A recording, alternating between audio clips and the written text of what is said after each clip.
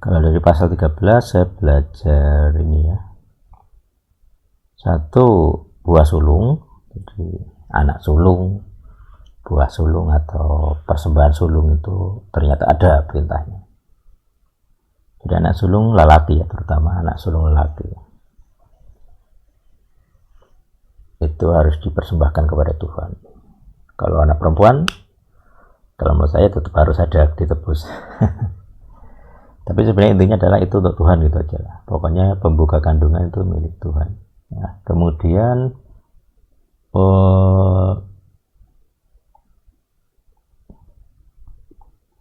ada lagi yang ini ya. Jadi Tuhan tidak suka dengan kecepatan. Makanya kadang orang melihat Tuhan itu kerjanya lambat, lelet gitu ya.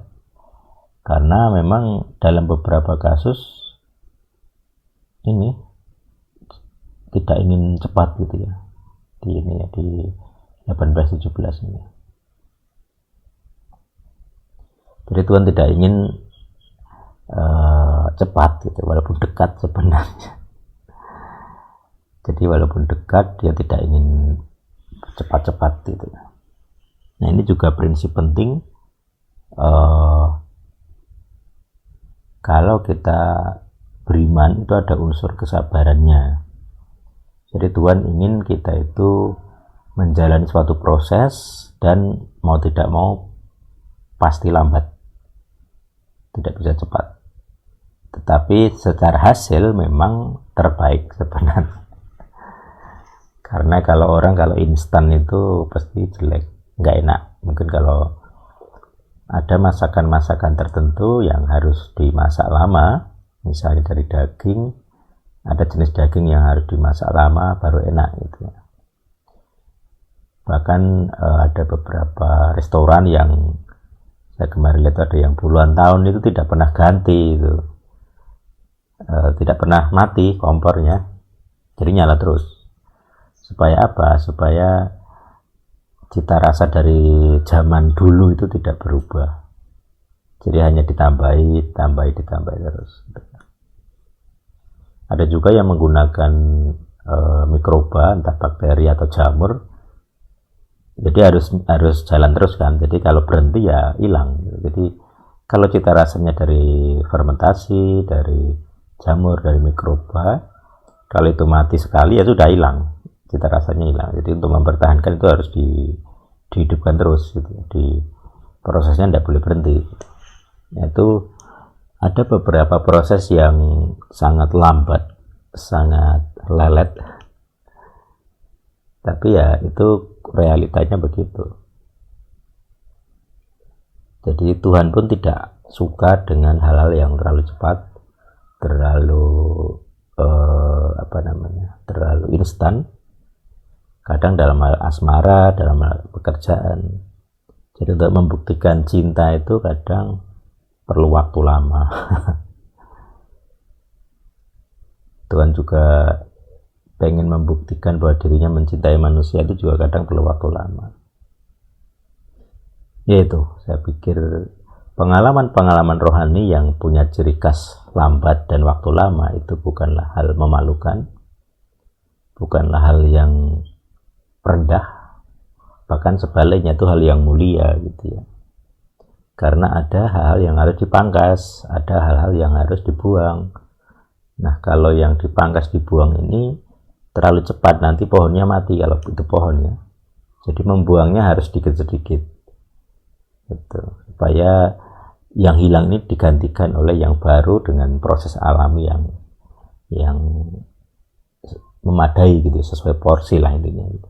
Kalau terlalu cepat pohonnya kaget bisa mati, kalau terlalu lambat ya malah nggak berbuah. Nah gitu. Jadi supaya berbuah pemotongan pun ada waktunya ya, ada masanya.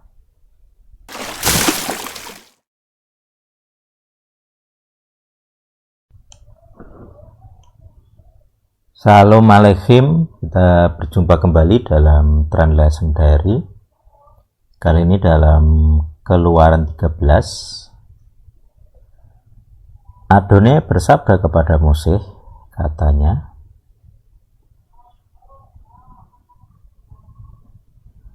khususkanlah bagiku setiap anak sulung. Nah, ini menarik.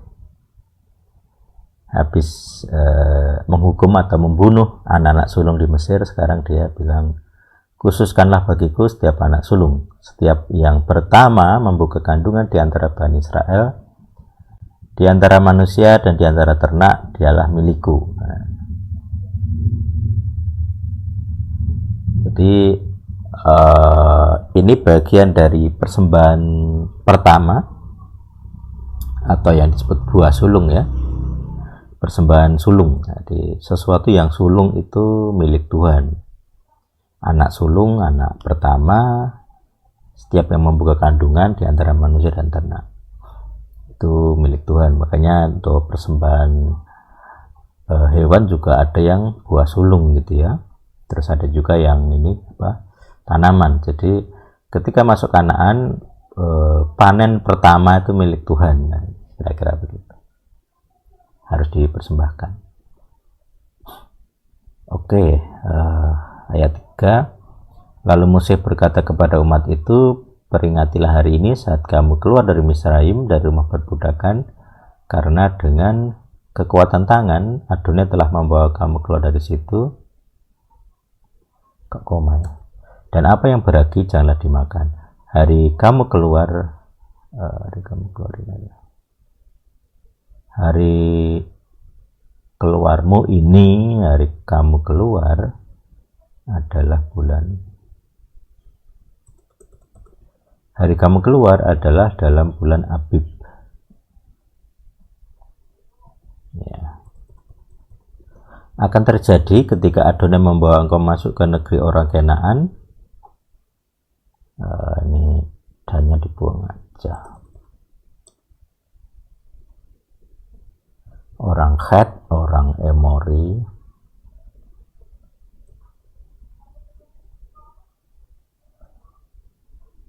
orang Hewi, dan orang Yebus yang telah dia janjikan dengan sumpah kepada leluhurmu untuk memberikannya kepadamu suatu negeri yang berlimpah susu dan madu. Maka engkau harus melaksanakan ibadah ini dalam bulan ini. 7 hari lamanya engkau harus makan roti tidak beragi, jadi seminggu ya. Dan pada hari ke-7 itulah perayaan bagi Adonai. Roti tidak beragi harus dimakan 7 hari, dan apa yang beragi tidak boleh kelihatan padamu, bahkan ragi tidak boleh kelihatan di seluruh daerahmu. Jadi mereka menghindari ragi. Nah, kalau di Indonesia kita makan pokok ya, itu tidak ada yang pakai ragi, jadi mungkin tidak secara bentuk ibadah tidak bisa ditiru gitu ya, karena kita jarang sekali pakai ragi. Ragi paling tempe. Orang nggak makan tempe gitu aja kalau diterjemahkan literal ya, kalau mengikuti bentuk tidak beragi ini, jadi mungkin tidak cocok di Indonesia. Oke, ayat 8. Engkau harus menceritakan kepada anak-anak lelakimu, anak laki-lakimu, oke, nanti kita cek plural atau tidak, pada hari itu dengan mengatakan, ini adalah akibat dari apa yang telah Adonai berbuat bagiku pada saat aku keluar dari Misraim. Haruslah itu menjadi tanda bagimu pada tanganmu dan sebagai tanda pengingat di antara kedua matamu. Makanya ada, kalau orang rabin itu kan kalau berdoa ada ini ya, pada tangan. Jadi hukum itu ada pada tangan, diikat di tangan itu ya. Terus ada kotak itu ya di antara kedua mata ya, di dahi. Mungkin ada, nanti saya beri fotonya. Supaya Torah Adonai ada di mulutmu, sebab dengan tangan yang kuat Adonai telah membawa engkau keluar dari Misraim. Oke. Engkau harus memelihara ketetapan ini pada waktu yang telah ditentukan dari hari ke hari.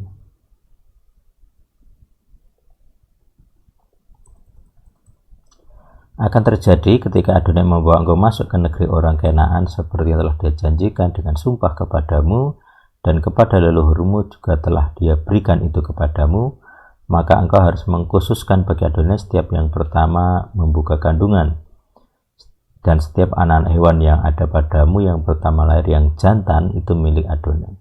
Jadi buah sulung yang jantan. Setiap keledai jantan yang pertama lahir, engkau harus menebusnya dengan seekor kambing domba, dan jika engkau tidak menebusnya, engkau harus mematahkan lehernya, dibunuhnya.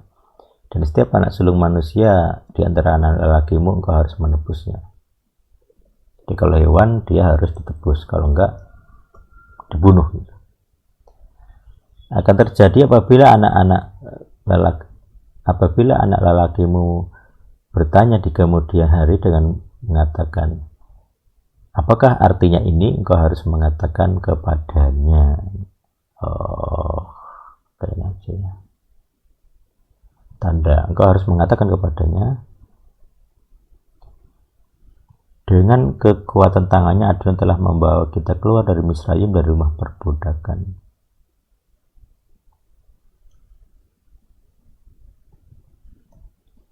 Lalu terjadilah ketika Firaun mengeraskan hatinya menolak untuk menyuruh kita pergi, Adonai membunuh setiap anak sulung di tanah Misraim, dari anak sulung manusia dan sampai dannya tidak usah ya, sampai anak sulung hewan. Itulah sebabnya aku mengorbankan kepada Adonai setiap anak sulung yang jantan dari hewan, dan aku menebus setiap anak laki-lakiku yang sulung. Jadi itu korban sulung, korban penebusan sulung ini demi tulah itu ya, tulah terakhir Mesir. Hal itu harus menjadi tanda pada tanganmu dan pita pada dahimu. Pita tadi ya, karena Adonai membawa kita keluar dari Misraim dengan kekuatan tangannya. Terjadilah ketika Firaun menyuruh umat itu pergi, Tuhan tidak menuntun mereka melalui jalan ke negeri orang Filistim walaupun itu dekat. Sebab Tuhan bersabda, jangan sampai orang-orang itu menyesal jika mereka menghadapi peperangan dan kembali ke Misraim. Jadi tidak ingin cepat malahnya.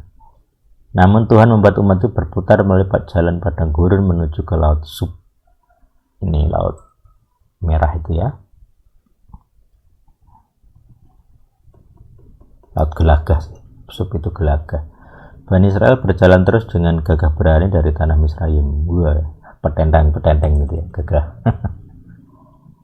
Moses membawa tulang-tulang Yosef bersamanya, karena Yosef telah membuat Bani Israel bersumpah setia dengan mengatakan,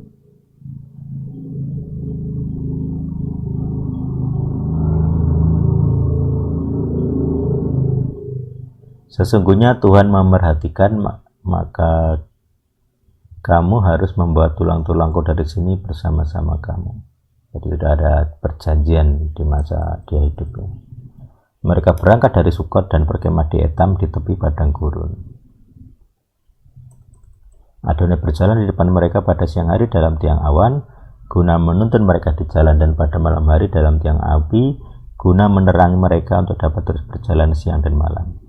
Dia tidak membuat tiang awan itu lenyap pada siang hari dan tiang api pada malam hari dari hadapan umat itu. Jadi terus menerus ada. Oke, itu dari pasal 13. Kalau dari pasal 13 saya belajar ini ya.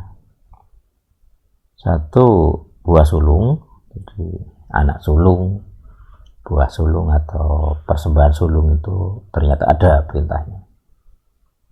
Jadi anak sulung lelaki ya, terutama anak sulung lelaki. Itu harus dipersembahkan kepada Tuhan. Kalau anak perempuan, kalau menurut saya tetap harus ada ditebus. Tapi sebenarnya intinya adalah itu untuk Tuhan gitu aja lah. Pokoknya pembuka kandungan itu milik Tuhan. Nah, kemudian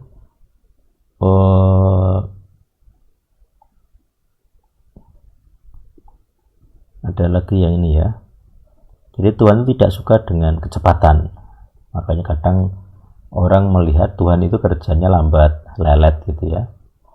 Karena memang dalam beberapa kasus ini tidak ingin cepat gitu ya. Di 18:17 ini. Jadi Tuhan tidak ingin cepat gitu, walaupun dekat sebenarnya. Jadi walaupun dekat, dia tidak ingin cepat-cepat gitu. Nah, ini juga prinsip penting. Kalau kita beriman itu ada unsur kesabarannya. Jadi Tuhan ingin kita itu menjalani suatu proses dan mau tidak mau pasti lambat, tidak bisa cepat. Tetapi secara hasil memang terbaik sebenarnya. Karena kalau instan itu pasti jelek, nggak enak. Mungkin kalau ada masakan-masakan tertentu yang harus dimasak lama, misalnya dari daging, ada jenis daging yang harus dimasak lama baru enak gitu ya. Bahkan ada beberapa restoran yang saya kemarin lihat ada yang puluhan tahun itu tidak pernah ganti itu, tidak pernah mati kompornya, jadi nyala terus. Supaya apa? Supaya cita rasa dari zaman dulu itu tidak berubah, jadi hanya ditambahi terus. Ada juga yang menggunakan mikroba, entah bakteri atau jamur, jadi harus jalan terus kan. Jadi kalau berhenti ya hilang. Jadi kalau cita rasanya dari fermentasi, dari jamur, dari mikroba, kalau itu mati sekali ya sudah hilang, cita rasanya hilang. Jadi untuk mempertahankan itu harus dihidupkan terus gitu. Di prosesnya tidak boleh berhenti. Yaitu ada beberapa proses yang sangat lambat, sangat lelet, tapi ya itu realitanya begitu. Jadi Tuhan pun tidak suka dengan hal-hal yang terlalu cepat, terlalu terlalu instan. Kadang dalam hal asmara, dalam hal pekerjaan. Jadi untuk membuktikan cinta itu kadang perlu waktu lama. Tuhan juga pengen membuktikan bahwa dirinya mencintai manusia itu juga kadang perlu waktu lama. Yaitu saya pikir pengalaman-pengalaman rohani yang punya ciri khas lambat dan waktu lama itu bukanlah hal memalukan, bukanlah hal yang rendah, bahkan sebaliknya itu hal yang mulia gitu ya. Karena ada hal-hal yang harus dipangkas, ada hal-hal yang harus dibuang. Nah, kalau yang dipangkas dibuang ini terlalu cepat, nanti pohonnya mati kalau itu pohonnya. Jadi membuangnya harus sedikit-sedikit. Gitu. Supaya yang hilang ini digantikan oleh yang baru dengan proses alami yang memadai gitu, sesuai porsi lah intinya gitu. Kalau terlalu cepat pohonnya kaget bisa mati. Kalau terlalu lambat ya malah nggak berbuah. Nah gitu. Jadi supaya berbuah, pemotongan pun ada waktunya ya, ada masanya. Ya, saya rasa itu pelajaran yang saya dapatkan dari pasal 13. Yang pertama buah sulung, yang kedua jangan suka instan. Ada beberapa kasus di mana itu tidak bisa instan. Jadi kita harus ngerti kenapa tidak instan. Tuhan yang hidup bersama kita semua. Amin.